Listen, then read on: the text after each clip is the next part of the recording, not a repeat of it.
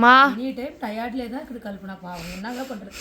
போன வாரம் இதுக்கு ஒரு வீடியோ கூட போட்டு அப்படியே குறுக்கு இருக்கலாம் அப்படியே உட்காந்துருக்குறாத கொஞ்சம் தயவுசெய்து வேலை செய்யுங்க. எனி டைம் கல்பனா இப்படி இருக்கிற பொருள் கிடையாது. ஏன் கல்பனா டயர்டாக இருக்குமா?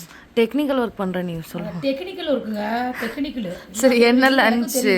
டிவி கிவிலாம் பிரித்து ரிப்பேர் பண்ணிட்டாலாட்டுக்குது. சரி லஞ்சு சொல்லு. அருமையான லஞ்ச் பண்ணியிருக்கிறேன். அதுக்கு முன்னாடி ஒரு வீடியோ போட்டுக்கிறேன். நீ பிரியாணி தீஞ்ச பிரியாணிலாம் எடுத்து தின்ன விஷயம் பார்த்துக்கோ.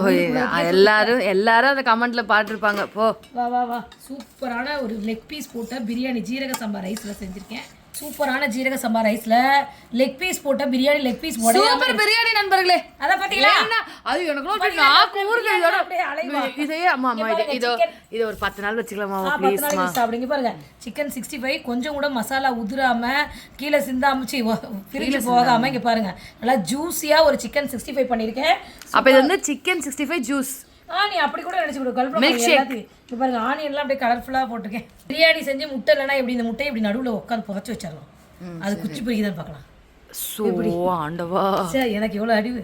இங்கே பாருங்க தயிர் பச்சடி இந்த கொத்தமல்லி இதெல்லாம் கல்பனா. இது வந்து இப்போ வந்து ஆரஞ்சு ஜூஸ் இது டேங்க் இருக்குல்ல டேங்கு வெயிலுக்கு ஏதாவது மேலே டேங்கா தண்ணி டேங்க்ல போய் எடுத்துருந்தியா? இங்க பாருங்க இந்த டேங்க்னு எனக்கு வந்து டேங்க் எங்க அம்மாக்கு வந்துட்டு போங்கு. இங்க பாருங்க போங்கு பரவாயில்ல இருக்கட்டும் பரவாயில்ல.